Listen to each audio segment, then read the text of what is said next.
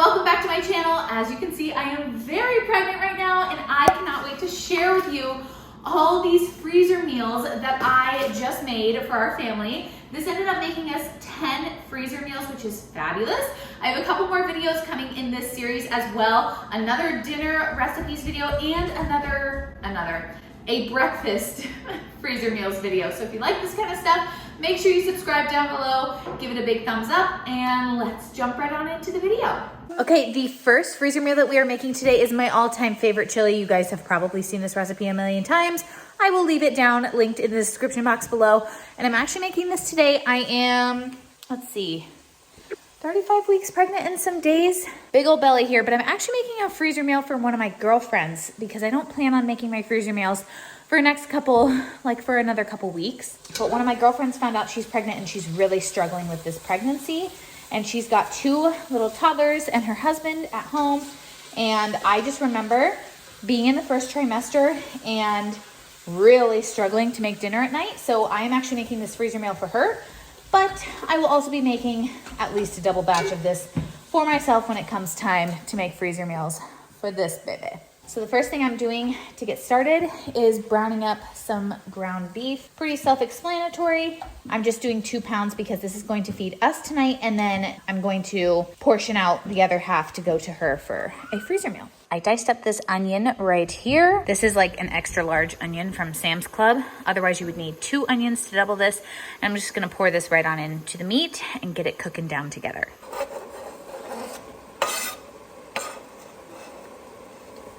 I like to season things at every step, so after I kind of stir this all in together, I'm just gonna do a pinch of salt and get that onion kind of, melting down, I guess. What is the word that I'm looking for? I still can't, I still don't know what word I'm looking for. Chili is one of the most economical and easiest freezer meals that you can ever make, and it comes together in like 30 minutes. Super easy, super flavorful. And I do like that it goes into the freezer fully cooked. You could probably do yours not fully cooked going into the freezer, but I like that it's fully cooked because sometimes, even with freezer meals, I forget to take it out 6 to 8 hours ahead of time with the ones that haven't been fully cooked.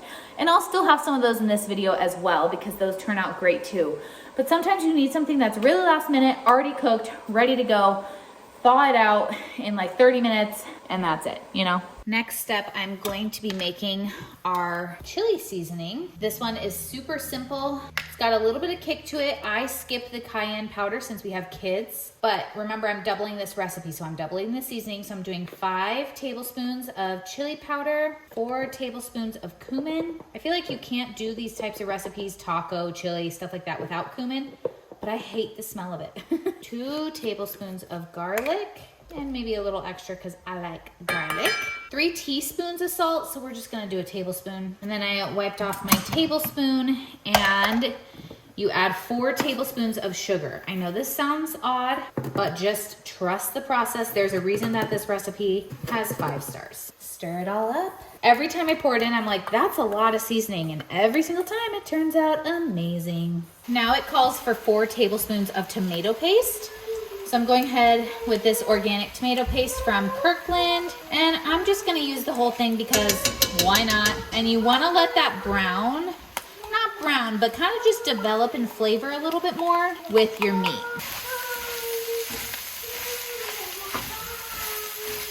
And then to the meat, I'm just gonna add all the seasoning, mix that around, let that kind of develop in flavor a little bit, and then we'll deglaze the pan with some beef broth. You probably noticed that my beef broth looks a little clear. I used the Better Than Bouillon paste, so I just poured in 4 cups of water just to kind of stretch it a little further instead of the 3 cups, and then we'll add in some paste. Here is our can lineup. Oh my gosh, I just got the worst acid reflux ever for doubling this recipe. So I'm doing 3 cans of diced tomatoes. To double it, you would just do 2, but I'm trying to stretch it a little bit further without adding an extra pound of meat. We're doing 3 cans of beans for the same reason. Instead of 2, it's 3. And then 2 cans of tomato sauce. And we're just gonna pour all those in. I am gonna drain and rinse these first, but the rest of it is just gonna go right into our pot over here. I have a 7-quart, what is this called? Dutch oven? I was gonna say stock pan, which is not even the correct word for either of those. A 7-quart Dutch oven. This is the pan that I typically use to cook our bread in, but I actually use it for everything else as well. And the most that I can fit in here is a double batch of chili. So just so you know, for sizing reference. Now we're gonna clean up our workspace just a little bit. I've been cleaning as I go, which is my favorite thing to do, so I don't end up with a massive mess at the end. But we are going to go ahead, kind of let this simmer down and reduce the liquid just a little bit, and then it'll be ready to eat. And just like that, dinner is done. Chili is one of our favorite things to eat in general. And you can see I have that fresh sourdough bread on the side there that I was talking about baking in that Dutch oven. But the way that I did this is I took it out of the pot because that pot holds heat really well, and put it in a Tupperware. And this was also easy to portion it out. And then once it was completely cool, or as cool as I could get it before bedtime, I just poured it into a freezer Ziploc bag, got as much of the air out as possible, and lay it flat. Okay, you guys, so today we are going to be making some homemade Hot Pockets. I loved these with my last freezer meals video. You may have seen these in my last freezer meals lunch video. However, we are going to be doing some different variations today and kind of mixing things up a little bit. You guys are gonna go ahead and see how I do my dairy-free option. I think that's about it. We're making a double batch of these because we are having them for dinner tonight, and then I will freeze whatever is left over. It's supposed to make 8 Hot Pockets per recipe, so it'll be 16. We'll probably eat 4, maybe 5 tonight. The flour that I am using, because we are gluten-free unless we're doing something sourdough, and this is not sourdough, is the 1-to-1 baking flour. So we're supposed to do 8 cups of this.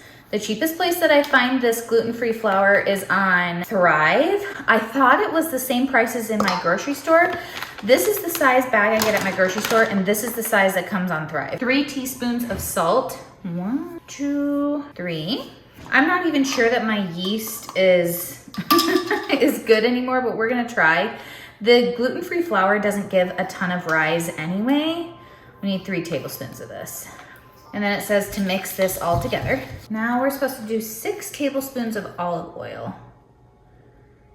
1, 2, 3, 4, 6. Last thing is to add in our water, and then it's supposed to come away from the bowl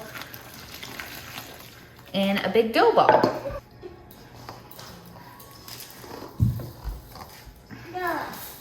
Okay, we're gonna call that good for our big dough ball. I'm sure it would come together even more if I had like a KitchenAid or something, which I would love to have, but eventually. Throwing a kitchen towel over, I'm gonna put it in a warm place so that yeast can rise and activate. Probably for like 2 hours. It's supposed to double in size, but again, with that gluten-free flour, it probably won't. So I'll go run some errands and stuff.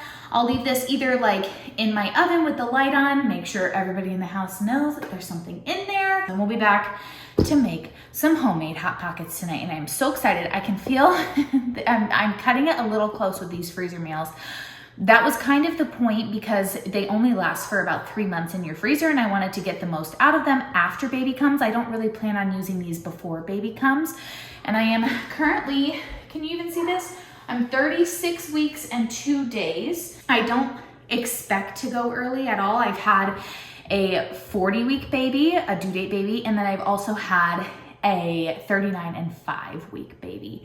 So I really expect for like the baby to still be in there for several more weeks, but as you get bigger, it just gets a lot harder. So I have 0 time this week to go to Costco, which means a lot of the freezer meals are gonna be taking place next week at 37 weeks. I'm pushing it. Can you please open this? Hot Pockets. Diarrhea pockets. I cannot with Derek and his commentary. It is like this 24/7 in our house. By the way, I am saving this pineapple juice from the can, and I actually just freeze it flat. You guys will see this later, and I add it into our smoothies. It's super easy to do, and I feel like nothing goes to waste. So I am cutting up pineapple here for mine. I can't remember if I've already told you like what kind I am doing, but I'm doing a barbecue chicken one with pineapple, rotisserie chicken, and then I ended up putting some olives in mine too for a little bit of saltiness, and the ones that have olives are definitely my favorite. But the pineapple kind of makes it a little bit soggy, which you guys will hear about in the end as well. So I would have probably taken like a paper towel to this or something like that and like squeegeed it out, or maybe even just left out the pineapple altogether because that bread just soaks it up, and I really didn't get much of the pineapple flavor at all. So I am going ahead and making our dough. You want to make it into as good of a circle as you possibly can because you want the sides to match up as much as possible. And if I had a rolling pin, this would be a perfect time to use it, but instead I am using a glass. So you just use what you have. I ended up filling this first one up too much. It's kind of like, pancakes and waffles where like the first one is just kind of like, okay, that was fine. Let's move on to the rest of the batch. It's the same thing here. I had some cracking. I totally overfilled it. So I learned to fill it with less stuff. And I also only did a tiny bit of sauce. We typically like to dip ours in sauce just so that it doesn't get too soggy. Again, I mean, that point was kind of ruined with when I did my pineapple, but I digress. So these ones are for Derek, the ones that have cheese in them. I have used dairy-free cheese in mine before, and it comes out just fine. I just, for some reason, I think especially during this pregnancy, I have taken a real food aversion towards dairy-free cheese. So I just skipped it in mine this time. I'm using rotisserie chicken. You can see me putting down the pineapple there as well. I did a little drizzle of barbecue sauce, which honestly just soaked right into the dough. I couldn't even taste it at all. Some olives, which provided some saltiness, which was definitely much needed. And then I just pinch it as much as I can on the edges and kind of fill it in with any extra dough that's needed wherever there were holes, whether that be like where you folded it or wherever, because the holes that you have, all your toppings are going to seep out of, or like the sauce. So you're just trying to make it as sealed as you possibly can. It's not a work of art, okay? Look at these. They look awful, but they taste incredible. So I just made up some garlic butter. This is not part of the recipe, I believe. I'm pretty sure I made this up on my own. But I just did some garlic powder and oregano in there with melted butter, and then I just poured over the top and put cheese on the ones that have cheese in them. I'm about to put another couple batches in, but look how these turned out. Oh my gosh, I wish I could eat cheese. That cheese on top there, that looks incredible. These are the barbecue chicken ones, and then these are all pepperoni. Oh my gosh, they smell so good. Now I have some pineapple juice that is going to go in the freezer. This will go in our smoothies. Because I'm laying it flat like this, I'll get the rest of this air out, but because I'm laying it flat like this, it'll kind of break off into little pieces very easily, and we can throw it into smoothies, so nothing goes to waste. These are the kids' plates. I just had a couple pepperonis left over, and they love them, so. But let me show you the inside of these. Can you even see that? Oh my goodness. Yum.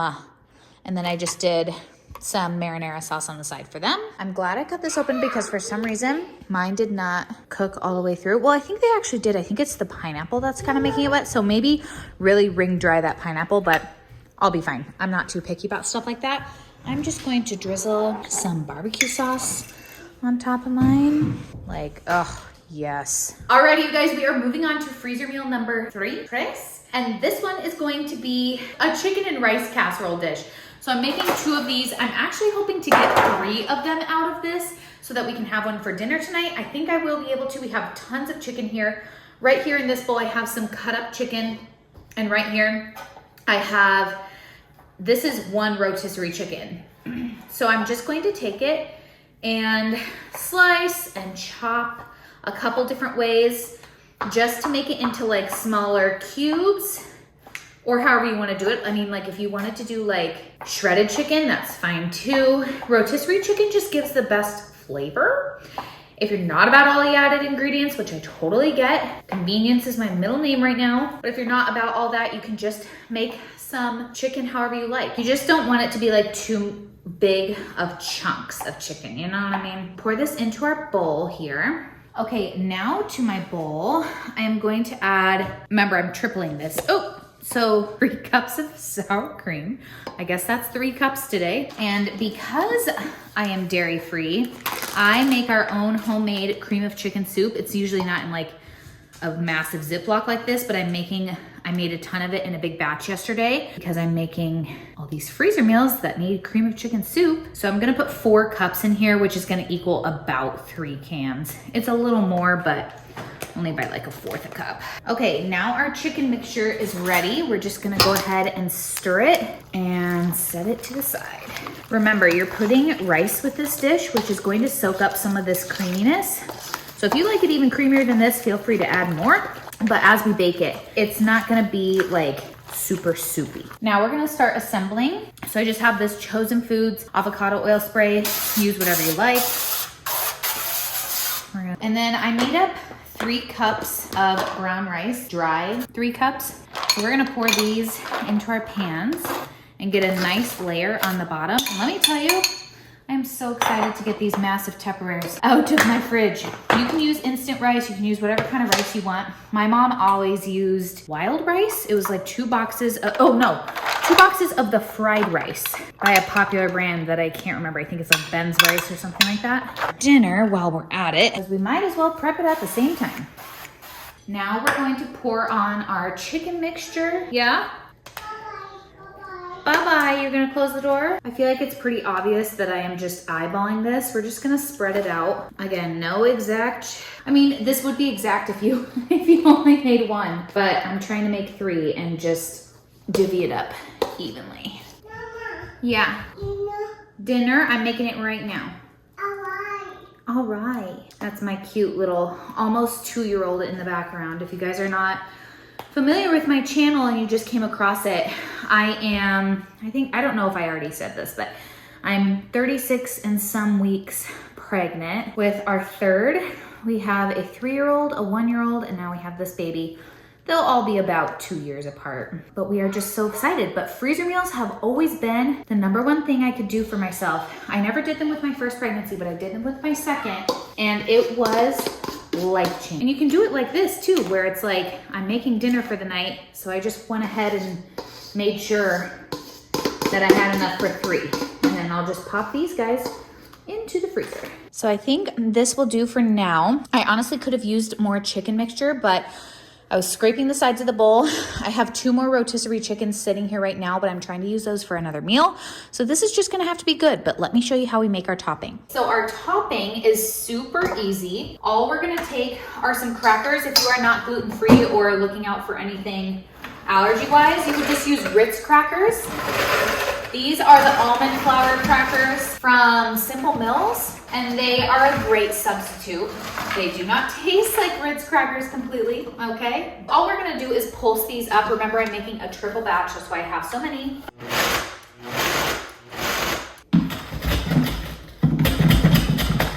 You do not want them totally pulverized. You do want them to be somewhat fine. Pour this into our bowl, and then we're gonna mix in a bunch of butter. It should all be melted, but honestly, it'll be fine. Yes?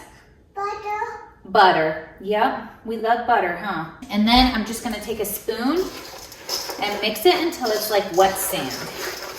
All the butter is dispersed. It's just, the butter's just gonna help it brown in the oven. Mommy, the super shoes are out. The strong superheroes are out. I'm putting on the topping on the one that we're having tonight, but for the ones that go in the freezer, we're gonna put those in separate freezer bags and place them like in the freezer with our stuff. Like, you don't wanna put them on top yet.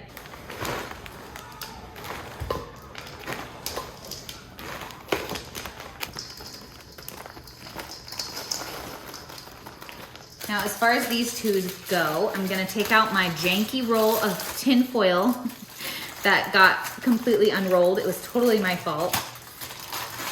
But rolling tin foil back up does not work very well. And we're gonna cover them tightly. Again, covering it as tight as you can.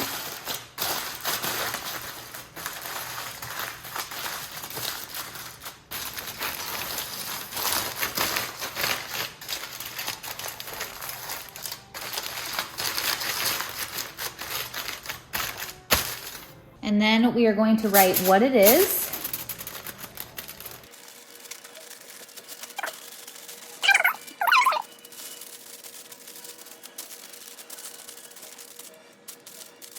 And I just kind of make up instructions just so I don't have to think too hard. I'm not even sure these instructions are right. Bake at 350 from frozen for like an hour. I kind of, give or take. I leave it covered in foil, and then towards the end we can put the cracker topping on.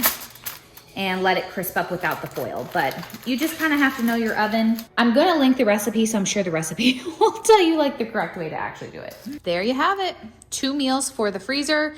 I'll let them freeze like this, and then I can stack them one on top of each other and it won't be a big deal. This one I will throw into our oven probably at like 400 degrees for 25 minutes tonight, something like that.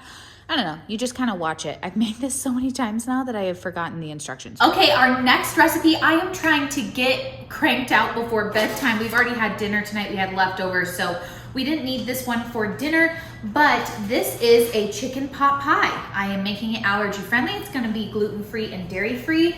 It's like a Bisquick chicken pot pie, so there is no bottom to it, but there is a top flaky crust, and it comes from a Bisquick mix. This is what I'm going to use instead of Bisquick. This is basically the same thing, but gluten-free. Instead of like regular milk, I'm just using almond milk. Let's get started. I'm not sure if this is gonna make 2 or 3, so we'll just have to see. And you're gonna have to ignore the mess behind me because I've been cooking. I'm gonna start out by just spraying our pans. I'm gonna take a cup and just loosely following her recipe. Like, this is just an easy way to get it out of the bag, but you don't really need to follow this exactly. Like, I just know that's not gonna be enough chicken. So I'm gonna do 2 cups of chicken. Okay, even with adding extra chicken, I think I can make a 3rd.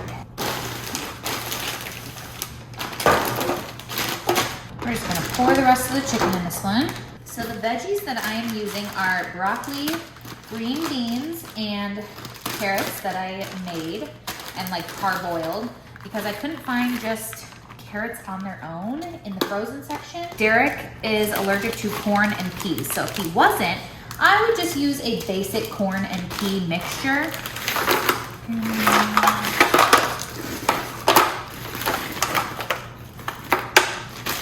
Get rid of all that trash. And we're just gonna take I just drained these carrots.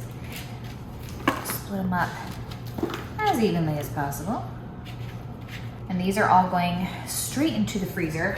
Now we're gonna take our homemade cream of chicken soup and we'll do, I don't know, at least 2 cups a piece. Chicken, veggies, and like a biscuit topping. Like, how can you go wrong? Cole's over there licking his lips, so he agrees. Wow, good thing I made extra. I even thought when I was making the cream of chicken soup, I was like, I should make extra and I'll just freeze it. I'm not gonna have any to freeze. It feels really weird to like mix frozen veggies. Feels like they should be cooked. And we're just mixing along here. These took me much longer than they should have. Honestly, I was overthinking them a little bit. I am really, really hoping that these turn out well because I am truly not sure, but it's all an experiment. So instead of trying to get it all out the top, I'm just gonna snip the bottom of my cream of chicken bag. A little bit, a little bit.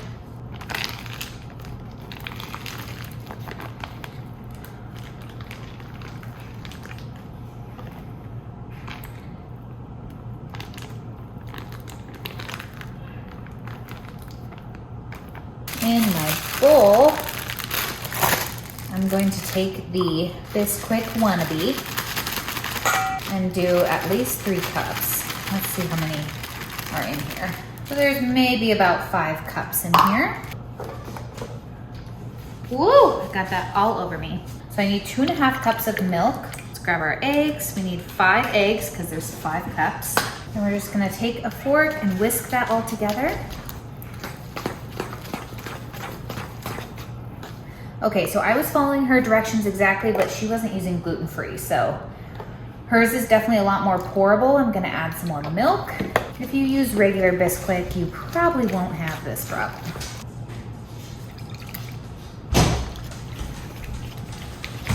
All right, we finally got it to a pourable consistency, and mine was just a 1-to-1 cup ratio, so there you go. Oh, and I have cream and chicken soup all on the bottom of this. Okay, so then you just pour it over the top.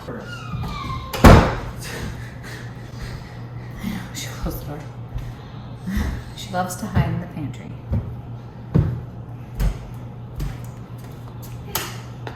I just want to make sure that it's covering everything. Basically, when this bakes up, it's supposed to be nice and light and like fluffy, but also a little bit crispy, like have some crisp edges to it, which I think we'll really enjoy. Hopefully, because I made 3 of them. One of these was supposed to be for dinner, but we just ended up having too many leftovers in the fridge and needed to use those up. Now I think we're ready to wrap these in foil. Let's see if we can use the rest of our roll here. Well, I figured you didn't want to hear me unwrapping tinfoil 1,000,001 times to double wrap all of these. So here's me talking for 10 seconds, and that's it. I will just write what they are. I'm gonna write where it's from in case I need to reference the recipe for reheating. And there you have it. 3 more freezer meals to go into the freezer, and these will definitely make leftovers. Or I can even gift this to someone, like if we don't love it, we'll gift it to someone who can use a freezer meal. I'm gonna put these in the freezer just like this, not stacked on top of each other, and let them freeze. And then after they've completely frozen, like overnight, you can stack them on top of each other. Thank you guys so much for watching. I hope you enjoyed this video. If you did, make sure you subscribe down below and give it a big thumbs up. And I will see you guys next time. Bye.